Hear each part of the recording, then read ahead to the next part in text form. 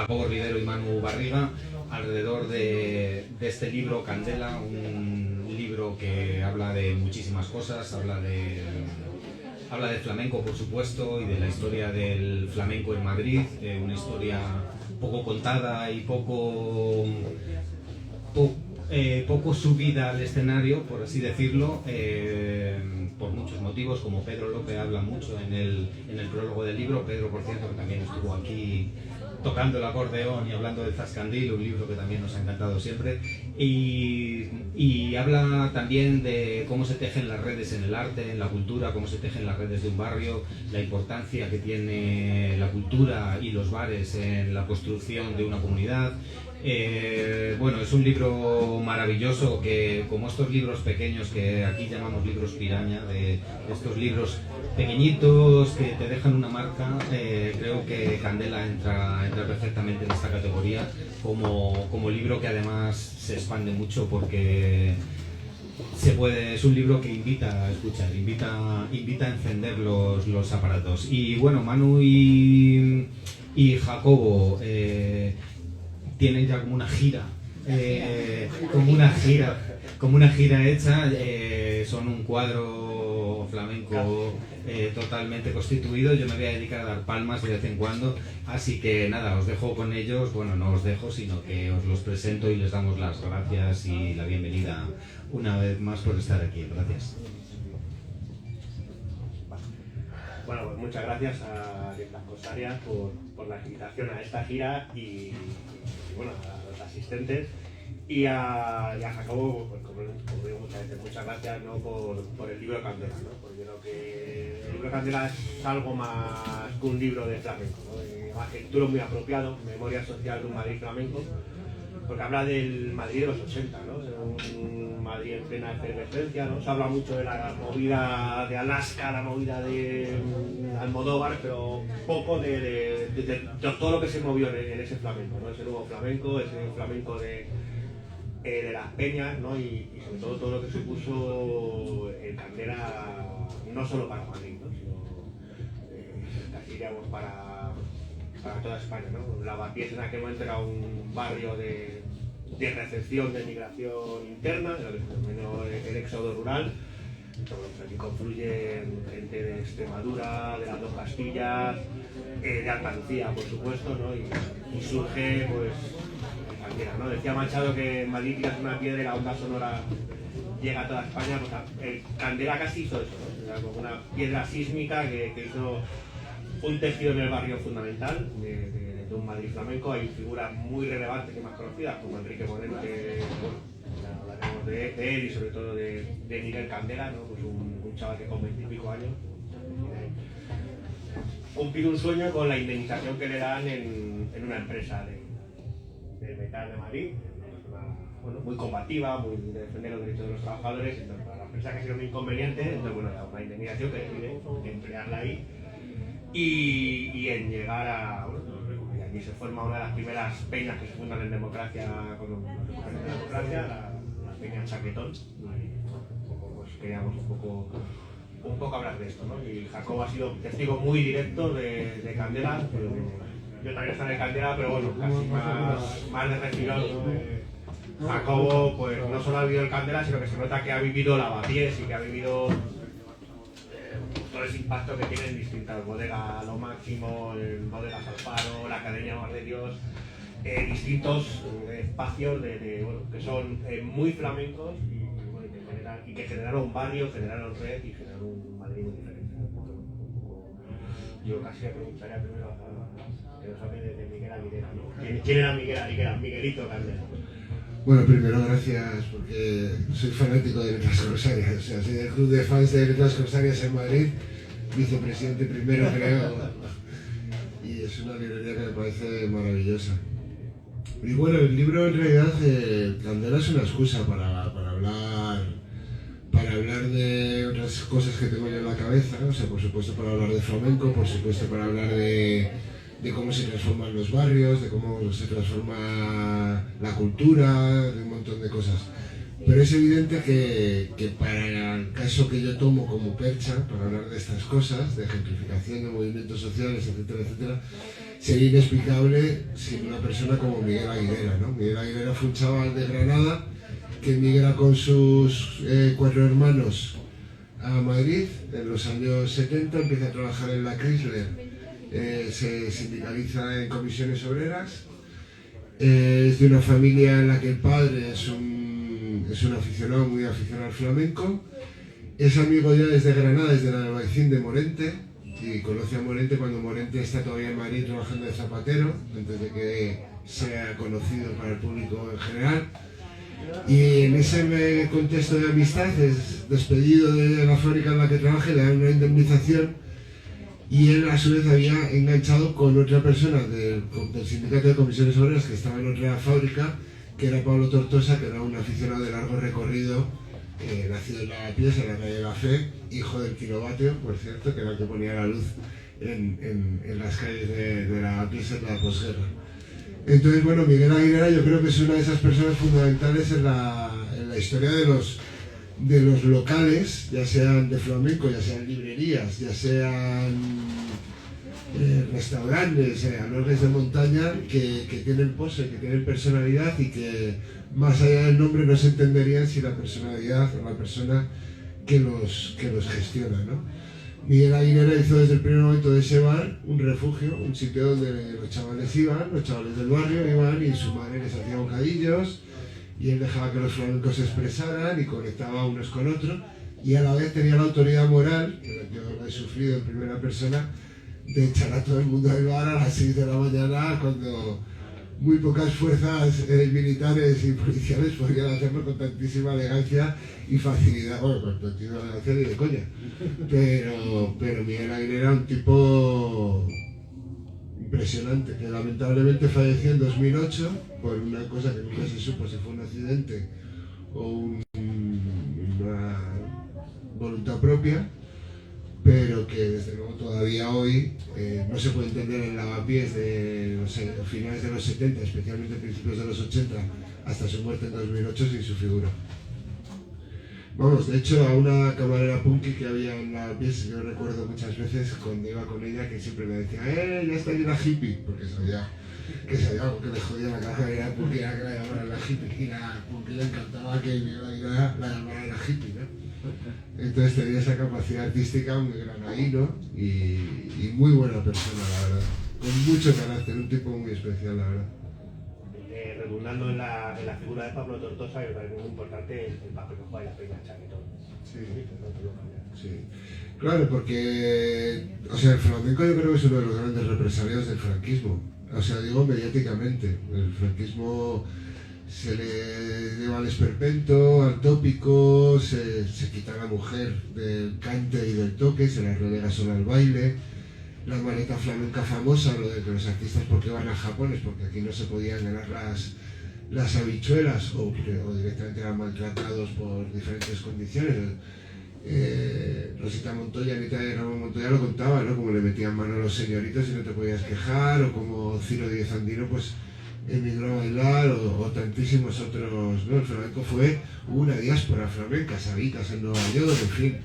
Lo que pasa es que el franquismo nos contó la milonga de que el flamenco era como un poco la música oficial del franquismo, cuando era todo lo contrario, cuando había sido, yo creo, básicamente el género más perjudicado. Y si alguien sabía mucho de eso era Pablo Tortosa, porque ese lavapiés de la posguerra, que yo he tenido la suerte de conocer a muchos de sus protagonistas, y que el libro tiene también otra protagonista que es la Tati,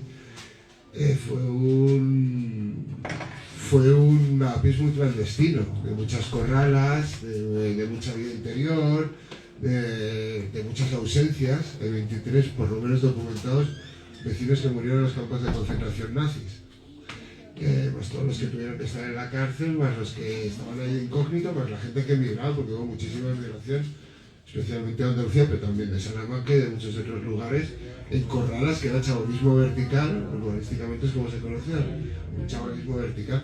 Y ahí había un pozo flamenco. Entonces, claro, Pablo Tortosa, que todos sus hermanos eran del Partido Comunista, que sus propios padres habían sido represaliados, para él el flamenco no tiene otro sentido más que que él lleva libertad del pueblo. O sea, es un cante que a él le evoca y por eso conecta tanto con José, con su grupo de amigos. Era espectacular. José Meneses, Mercé, El Morente, Chano Lobato, en fin, cantadores y flamencos con los pies muy apegados a la tierra, ¿no? Y a la realidad social de donde venían, ¿no? José Meneses, esa famosa última entrevista que le preguntan de por qué se había implicado tanto políticamente y contestó el tipo en su cama en Puebla de Caceda diciendo porque no me imagino la vida sin respirar, ¿no?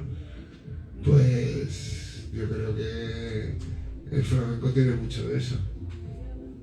Has hablado de la Tati, y este libro son historias de vida, hay historias de distintos locales, luego vamos a mencionar algunos, pues yo creo que si vais a Madrid yo les he obligado todavía a visitar alguno de estos sitios, ¿no? Antes de que o cierren o se perviertan o sean víctimas de la gentrificación. La figura de la Tati, ¿no? Es ahora que hablamos de mujeres empoderadas, yo creo que la figura de la Tati es una historia de vida digna de tener un libro propio casi ella. Sí, ella quiere que lo haga, de hecho. Claro, yo a mí lo que más me fascina del flamenco es la mirada flamenca. O sea, la mirada es una forma de vivir y de comportarse en sociedad y de una generosidad, un respeto por el arte, por la cultura. Bueno, no es casualidad, ¿no? Que los grandes cantaores de Miguel Hernández, de Federico García Lorca, etcétera, sea Rafael Alberti, sean los flamencos, ¿no? Yo creo que los flamencos se caracterizan, entre otras muchas cosas, por un respeto descomunal por el arte. Incluso aunque no lo entiendan, a lo mejor ven un artista, bueno, esto que decían, ¿no? De Camarón, que escuchó Pink Floyd y de repente dijo, oye, esto es como me lo llevo al flamenco. Entonces la Tati, yo creo que es la quinta, o sea, es una generación que está desapareciendo, que tiene esa mirada flamenca, esa generosidad y esa forma de entender la vida, ¿no? Yo hace poco la acompañé y le hacían un homenaje en el Teatro Real y me pidió que la acompañara. Y entonces estábamos ahí sentados, la Tati tiene 78 años. Y llegó el cámara y dijo, bueno, esto va a terminar, si quieren pedir la última, porque es que ya no vamos a servir más. Y dijo la Tati, pues sí, ponme 3 gin tonics. Y el camarero no pudo decirle que no, porque realmente es una autoridad. O sea, es una autoridad desde los pies a la cabeza, ¿no? Y tiene esa mirada de decir, bueno, he pedido 3 porque a lo mejor uno se me hace muy corto y podemos compartir el tercero, bueno, ya veremos, ¿no? Ya que es gratis, en fin, no sé, la Tati es quizá la entrevista más que exigía más responsabilidad del libro también, porque ella me dijo de no entregarle la entrevista, pero luego me dijo, hay algunas cosas que no me gustaría que salieran, y le dije, mira, no te preocupes, Tati, porque yo más o menos intuyo qué es lo que quieres que salga o lo que no salga, porque sería abierto como si dijéramos, y luego me dijo que le había encantado y leí ya el libro editado porque no me gusta mucho como hacer entrevistas y dárselo, o según qué casos sí, según qué casos no, pero yo sabía que este libro lo iba a hacer con mucho respeto y que no pretendía para nada contar algo que obviamente la Tati era algo como muy, muy particular, ¿no? Pero la Tati yo creo que básicamente hay que tener en cuenta que ella ha actuado en los 5 continentes, ha estado en las televisiones de todo el mundo, ha abierto noticiarios en Venezuela, ha estado con Camarón, con Morente, con todos, con el Agujetas, con el Viejín, con todos. Y ha hecho pucheros de madrugada para invitar a mucha gente a cenar y es de una generosidad brutal, la verdad. Y muy honesta además. Antes de seguir hablando de los personajes que vertebran un poco el libro, porque el libro es un libro periodístico, con una mirada periodística, donde van sucediéndose estas conversaciones que has tenido con ellos, y además eres muy explícito en estuvimos en tal cafetería, nos estábamos tomando algo. Me gustaría que recrearas una noche en el Candela, entras por la puerta, que te encuentras, cómo es el ambiente, una noche cualquiera o una noche imaginaria, una buena noche que recuerdes del Candela, porque hay que decirlo, lo dices en el libro, el flamenco es nocturno, es una cosa que se hace de noche.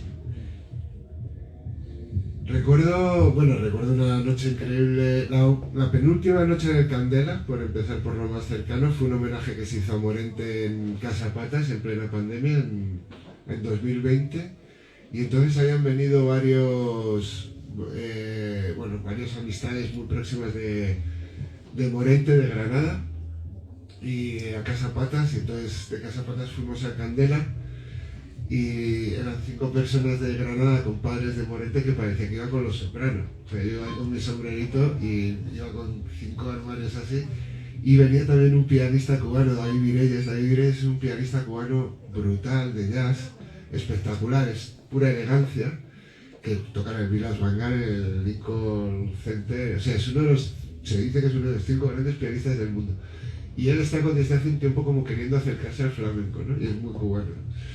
Y entonces fuimos al Candela, esto ha sido muy poquito antes de que lo cerraran definitivamente.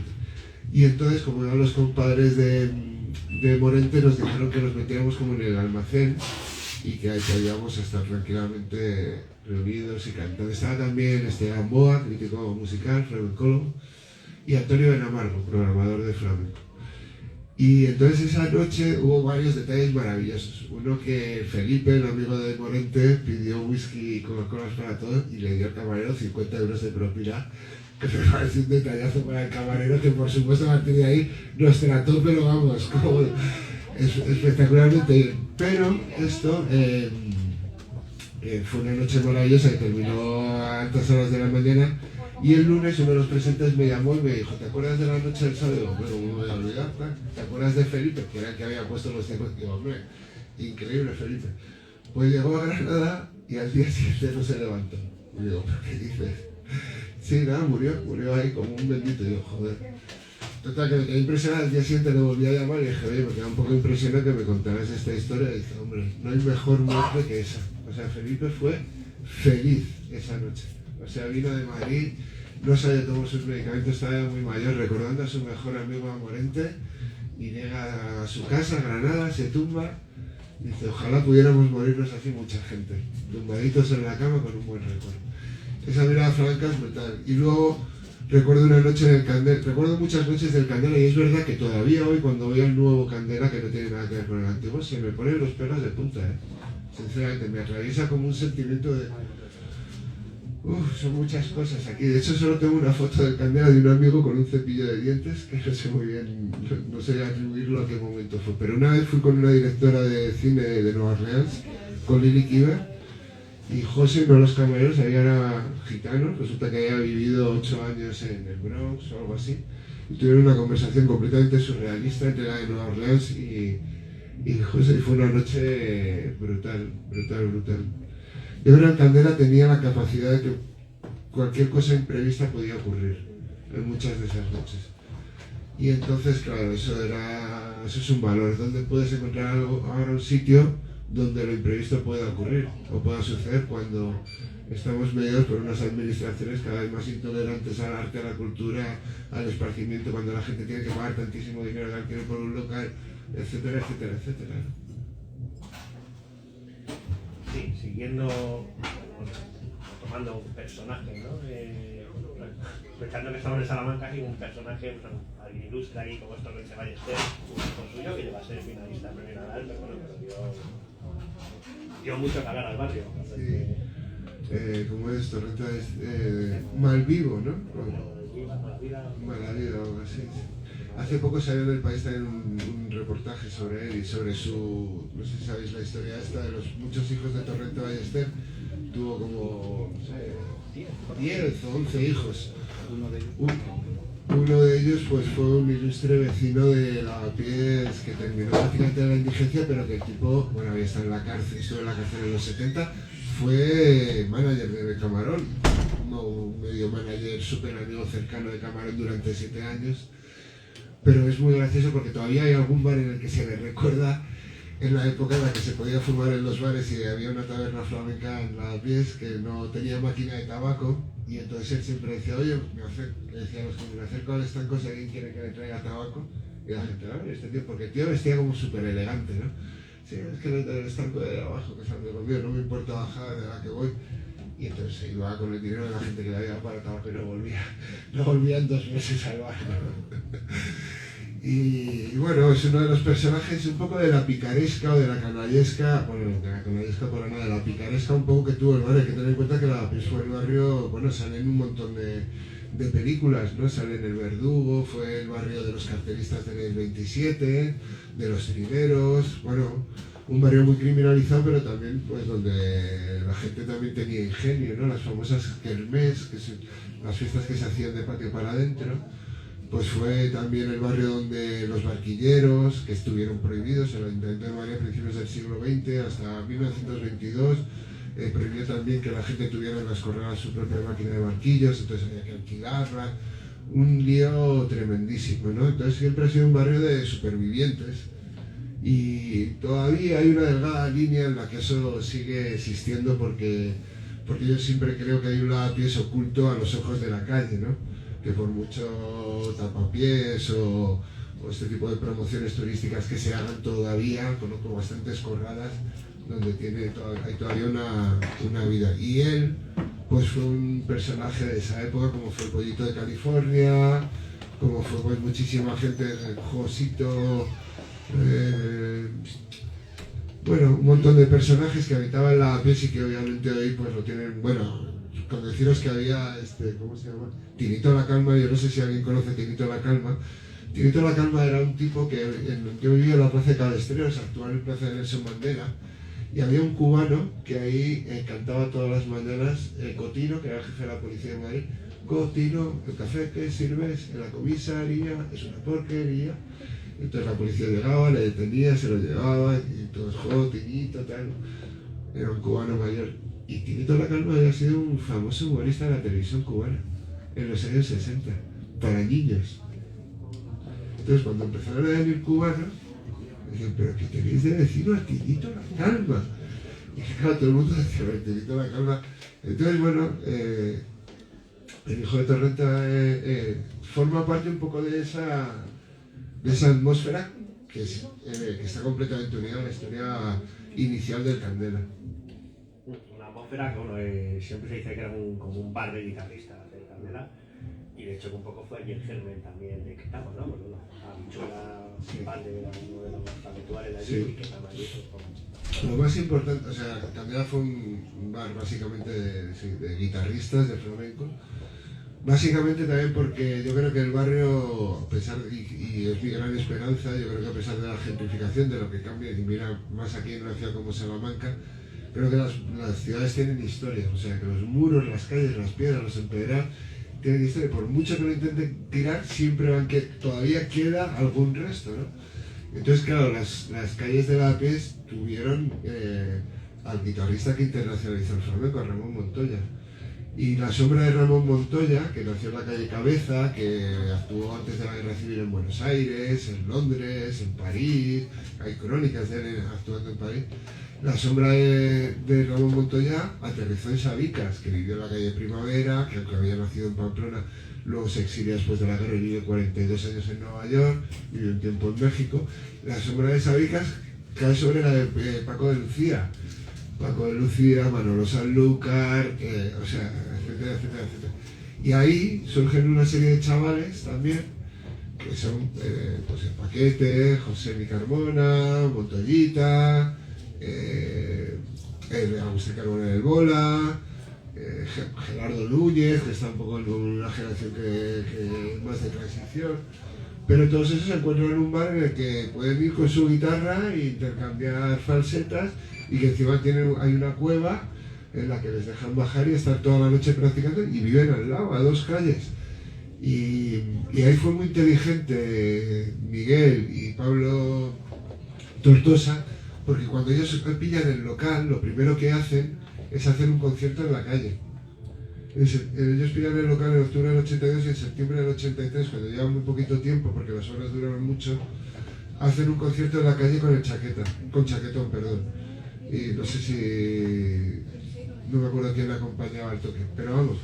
Entonces eso ya a los vecinos del barrio, en un barrio donde hay población gitana, donde además viven un montón de flamencos, donde tal, y la generación siguiente a los flamencos que se habían instalado o que vivían por ahí, menos el Cigala prácticamente, son todos guitarristas.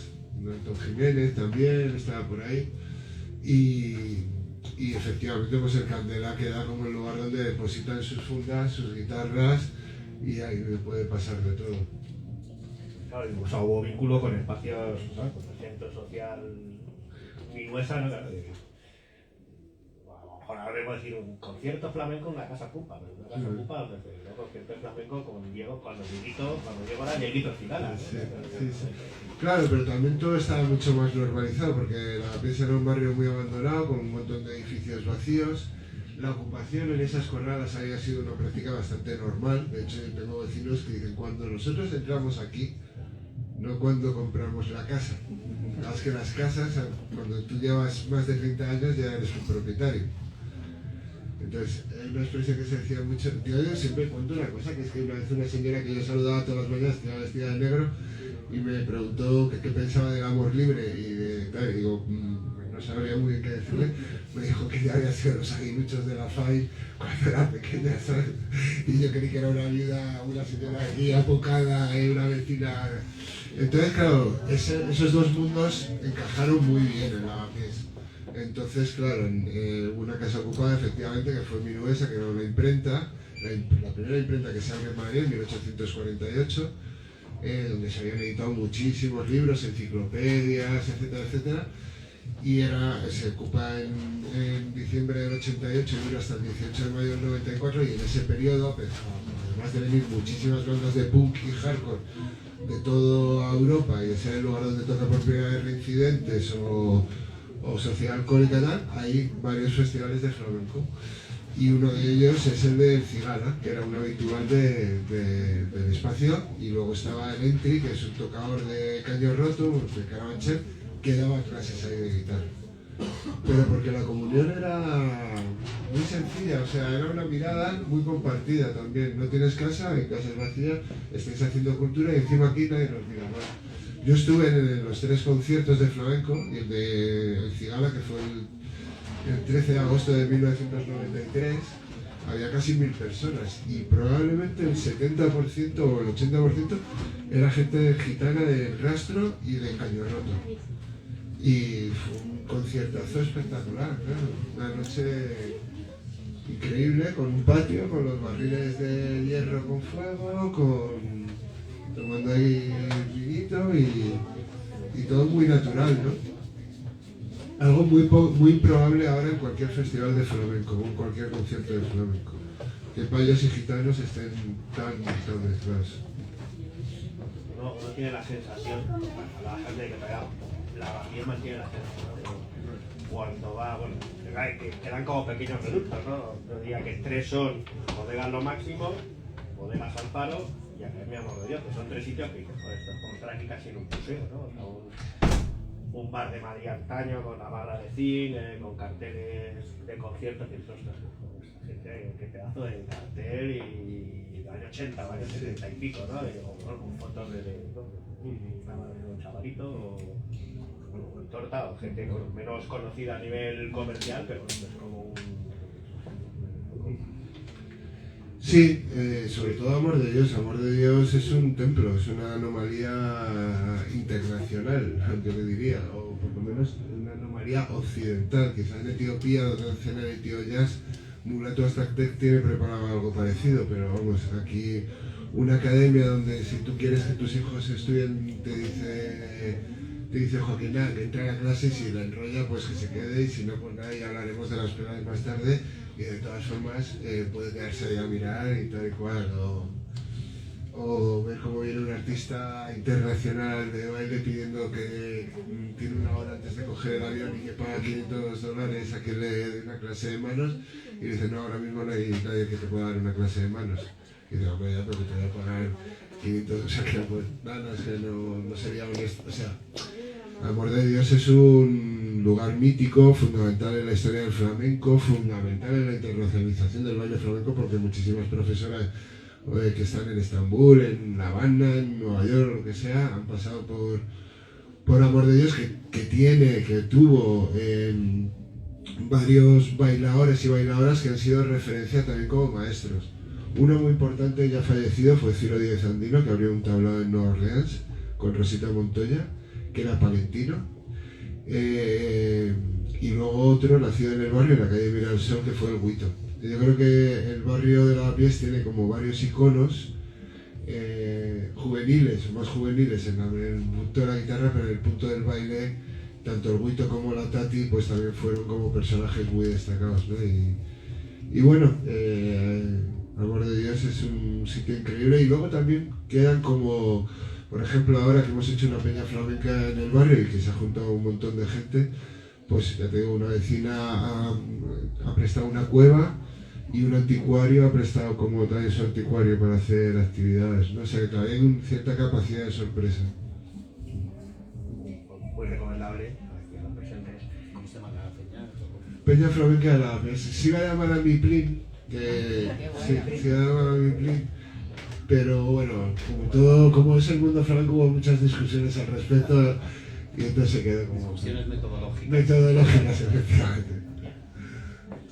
Bueno, pues no sé si hay alguna pregunta del público.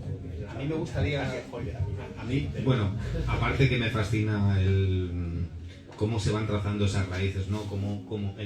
Creo que el arte se hace así, como unos artistas se aupan en otros, como alguien coge un sonido y lo transforma, y creo que el libro hace muy bien explícito eso, esa ramificación, y tendemos a ver la superficie acabada de las cosas, o ir a un concierto, tal, pero luego dentro siempre hay muchas cosas. Pasa en el mundo del cine, que a nada que escarbas resulta que aquel ayudante de cámara trabajó con no sé quién, pero es íntimo amigo de tal estrella internacional.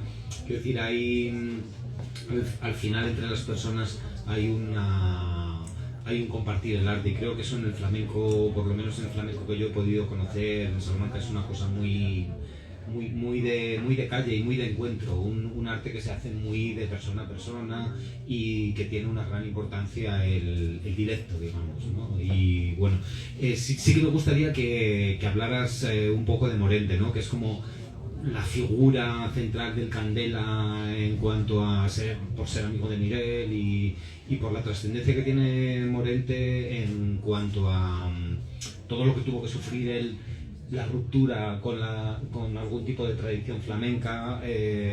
Yo recuerdo el concierto de Omega aquí en las Noches de Fonseca, que era un festival que se hacía en un patio renacentista, que bueno, yo trabajaba de periodista de aquella, y Morente llegó una hora tarde a la rueda de prensa y nadie se enfadó con él.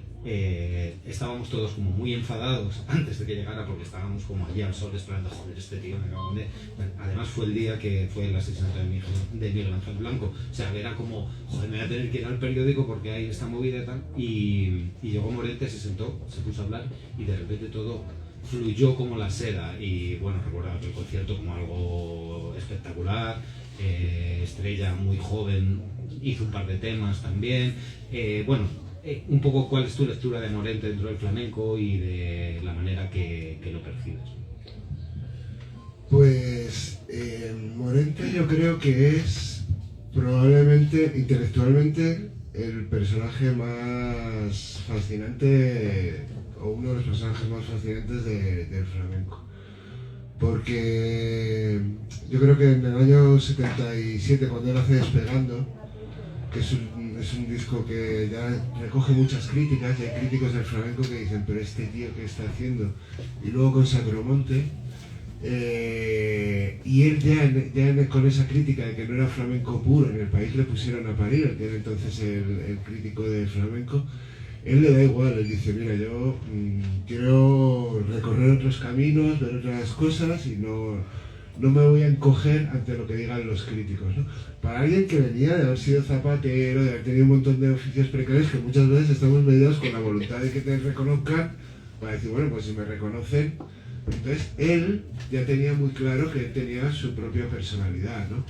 Luego, claro, yo creo que Omega, de alguna forma, no lo he dicho yo, o sea que no me puedo atribuir tan brillante reflexión, sino Antonio Benamargo, entonces justo decir que fue él, cierra el siglo XX para el flamenco, ¿no? Porque Omega es en el año 97, yo le vi luego a Morente le vi una con Sonic Youth, que hicieron una cosa en el K2M, en el Centro Cultural de Móstoles. Tengo un cartel por ahí que fue como, joder, pero ¿qué es esto, no? Entonces, yo creo que luego también es una persona que intelectualmente su postura política es muy creíble, muy sincera, ¿no? Esta historia que se cuenta, que se ha contado mucho, que ya no sé si es leyenda o verdad, pero que va a tocar a Nueva York cuando está nevando, ve una gente sin hogar y se para ahí, está yendo a Carnaby Hall, y se para ahí, actúa en la calle y el dinero que recogen en 30 minutos se lo dan a estas personas que están en la calle. O por lo visto cuando fue a tocar en cierta peña en Almería, en una localidad de Almería, y le dijeron, bueno, esta es la peña guay porque la otra es la de los muertos de hambre, se dio la vuelta y actuó en la de los muertos de hambre, ¿no? Y para el Candela pues es una luz esencial. O sea, toda la gente que yo he entrevistado, toda la gente con la que hablas que compartió tiempo con Morente, yo creo que cada persona que compartió con estos grandes artistas tiene como unas características particulares, ¿no? Toda la que compartió con Morente hablan de un tipo increíblemente generoso, con una mirada periférica espectacular, con un cariño y un cuidado por todo, por el arte, por la cultura, con un respeto brutal a cualquier manifestación artística, con un interés y una curiosidad, y a la vez con los pies muy en la tierra, o sea, sabiendo que ni él era mejor que un tipo que está regando farolas ni nada por el estilo, ¿no? Y no sabemos, pues no, este debate que hay en el flamenco, si surgirán figuras así, ¿no? Alguna vez en alguna presentación me han preguntado, pero es que ya no va a haber cantaores o flamencos o tocadores porque ya no vienen ya no tienen ese origen. Yo creo que lo más importante, más que el origen, que por supuesto te marca obviamente, es la mirada. Y entonces la mirada de Morente yo creo que es sensacional, vamos, está en las más altas de lo que significa el flamenco y la vida. Como interpretó también algunas cosas de la literatura española importantes, ¿no? San Juan de la Cruz, que luego Rosalía hizo una versión también de ese tema, ¿no? De cuando es de noche, tal.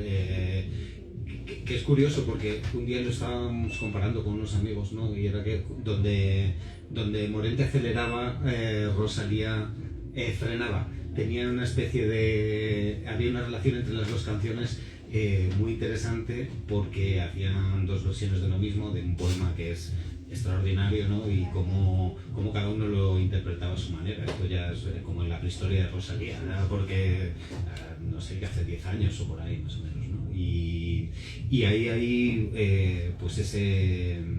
A mí me resulta muy interesante esta cosa del bar donde puede pasar algo, ¿no? Que hemos estado dándole vueltas aquí a una idea de que todo es cada vez menos poroso, como que la tendencia de todo es hacia la superficie pulida para que todo se deslice rápido, la pantalla, el scroll, las ciudades con 3 o 4 calles visitables turísticamente, que es una cosa que vemos mucho, ¿no? Como el circuito está muy determinado en las calles monumentales y en otras ciudades de este tipo, ¿no? Y como las cosas que permiten lo poroso son las que hace falta conservar de alguna manera o crear de cero o lo que sea, pero que pueda haber algo, que la gente que pasa deje un pozo, deje un encuentro, deje una personalidad, la posibilidad de salirte de lo normal o de lo que te esperas. Yo creo que ese reflejo también lo veo en el libro y me imagino el Candela, que yo nunca estuve,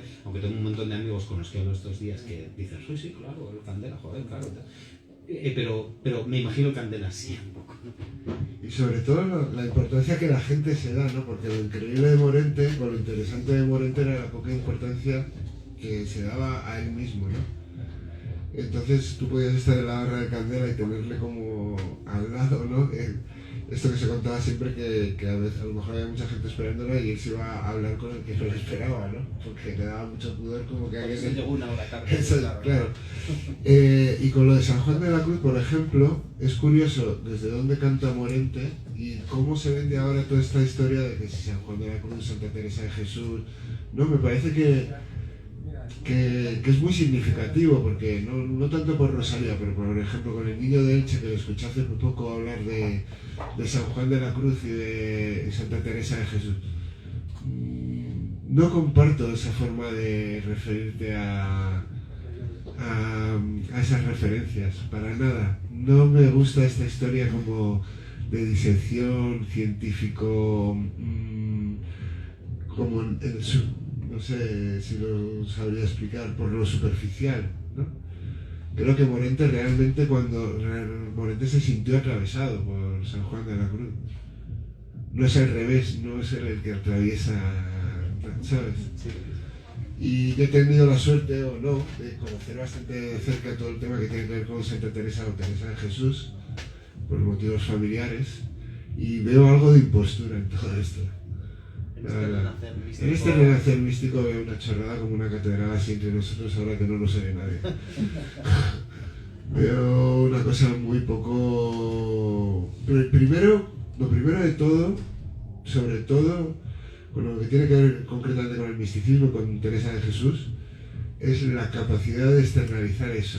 O sea, ya solo este exhibicionismo es lo contrario del intimismo, de la reflexión que produce. Y a partir de ahí puedes empezar a hablar de esa reflexión íntima, que es interesante, por supuesto, pero que tiene unas derivas también conocidas. Hoy ahora venía una columna en un periódico sobre las monjas, las carmelitas descalzas, convento de la Encarnación, que bien como lo fundó Santa Teresa de Jesús, ¿no? Claro, ojo que los que más han leído a Santa Teresa de Jesús están encerrados entre cuatro paredes en un convento viendo la vida pasar, ¿eh? Y los carmelitas masculinos no están encerrados, no son de clausura.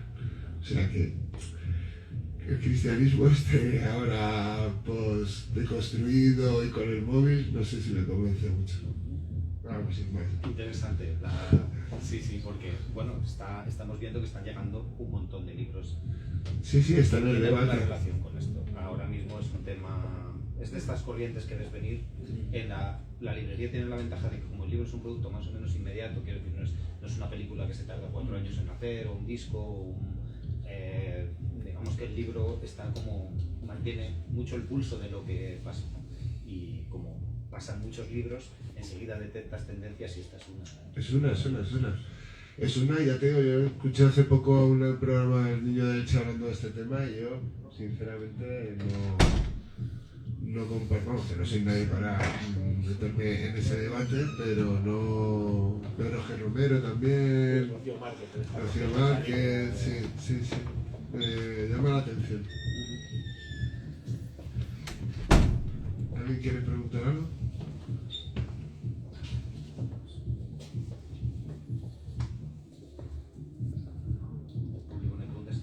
Lo hemos hablado antes y sí que, bueno, es una cosa como de fan, ¿no? de Bambino, ¿no? Que no aparece demasiado en el libro, quizá porque no hubo una coincidencia de épocas. Bambino en un determinado momento volvió a su pueblo ya después de, digamos, el gran esplendor de su carrera. También una especie de artista maldito, ¿no? Aquí en Salamanca actuaba en salas de fiesta, en este tipo de establecimiento donde sí que mantenía ese sabor un poco añejo de la sala de fiesta, ¿no? Y un artista cuya energía es casi inigualable, ¿no? Es como no tenía a lo mejor la voz de Camarón o otras cosas de otros flamencos, pero sí que tenía una especie de entrega incondicional a lo que hacía, que eso como que te barre de repente. Yo le veo cantar cada vez, incluso cuando ya era una especie de anciano, y es que te subyuga su fuerza. Y ¿qué te comentaba la gente con la que has hablado de Bambino? ¿Salían las conversaciones? Sí, claro, pero sobre todo la Tati, por ejemplo, lo trató mucho. Bambino es fundamental para Camarón, es el primer conciertista, era de Utrera, ¿no? Me parece, Bambino. Es el primero que hace los grandes conciertos. O sea, el flamenco vivía en tablaos y en las peñas, pero no se hacían conciertos así como abiertos al público hasta que Bambino empieza a despuntar, ¿no? Y luego ya eso se normaliza. Hablan también de una persona muy generosa y sobre todo porque Bambino yo creo que es una persona muy respetada por el pueblo gitano y muy respetada por los flamencos, pero que en la sociedad española también se redujo a veces a un tópico, ¿no? Como, ¿no? Un entretenimiento televisivo que producía como cierta risa, ¿no? Pero es famoso por cómo cuidaba también a su elenco, a sus músicos y cómo tenía también esa mirada muy clara sobre lo que era el arte y un pedazo de artista descomunal. La historia con Candela o con otros libros que yo he hecho es que yo hago un poco como un libro documental. Yo hago como un poco de formato de libro documental, y como en todo documental como para cine, pues tienes que elegir unos personajes e inevitablemente quitar otros para que no se, el espectador o el lector, digamos, como que no se vaya de la historia, o que la historia se pierda en otras subtramas, ¿no? Entonces con Bambino y con alguno más me ha pasado un poco con Candela, porque tenía muy claro que quería un librito, que no quería hacer quería algo como que fuera muy ágil, que tuviera como estas 8 historias complementarias, que entrara y que saliera, porque hay una historia contada en Granada, otra que está contada en Galicia, o sea, como el Candela, como, pues eso, lo que tú decías, ¿no? Que ayer hablé con un montón de gente aquí en Salamanca que es sobre el Candela. Yo estaba en Santiago de Compostela una noche y un tipo me contó una historia impresionante que le había pasado el Candela, que se había quemado un edificio y había visto una pintada en el cuarto de baño. Bueno, o sea, creo que el Candela lo que tenía, y otra de los retos, era que había millones de anécdotas como de dónde encajo yo un poco el libro, ¿no? Pero claro, personajes como Bambino, pues digamos que se han quedado un poco más fuera, pero es un personaje espectacular, ¿no?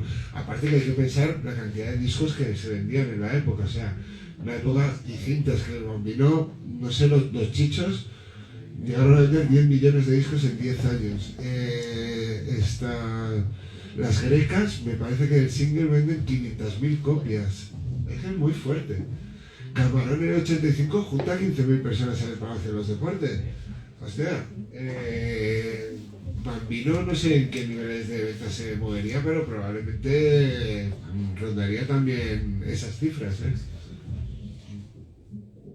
Sí, él hablaba como, él como decía, me dicen que hay que guardar para mañana, pero mañana no llega. Claro, Mañana claro, siempre es hoy, mañana claro, no se va. claro. Sí, no, creo que no fue un hombre que muriera con pobreza, ¿no? Pero antes que se hablaba del hijo de Torrente Ballester, ¿no? Se contaba esta anécdota de que había heredado un montón de dinero, entonces, igual que hacía lo del tabaco, pues cuando tuvo dinero, iba invitando a todo el mundo por el barrio, y contaba uno del barrio que se lo había encontrado, se lo había cruzado, y llevaba 2 meses espléndido invitando a todo, y le dijo, Torrente, ¿qué tal vas? Y dijo, tocando calderilla. Y a lo mejor se había gastado 1 millón de pesetas, es una barbaridad. Está ahí en proyecto una biografía, en proyecto de publicación, una biografía suya de Benito Fernández, que hizo una biografía sobre Manero y también sobre Arribas, y se publicará el año que viene, yo creo, sobre Torrente Bambino. Sí. Bueno, pues si no queréis comentar nada más y estamos todos bien, pues lo dejamos aquí. Muchísimas gracias, Manu y Jacobo, por venir, y un placer. Gracias. Y gracias.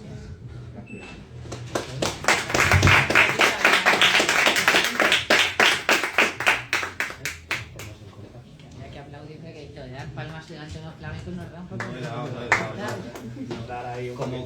Como que Miguel echaba de la cueva a alguno que nos daba bien palmas, ¿no? Claro, por eso, Claro. si nos van a echar Que eso está muy bien, Sí, se sabe lo que ¿Qué pasa, señor? Eso está muy bien, ¿no?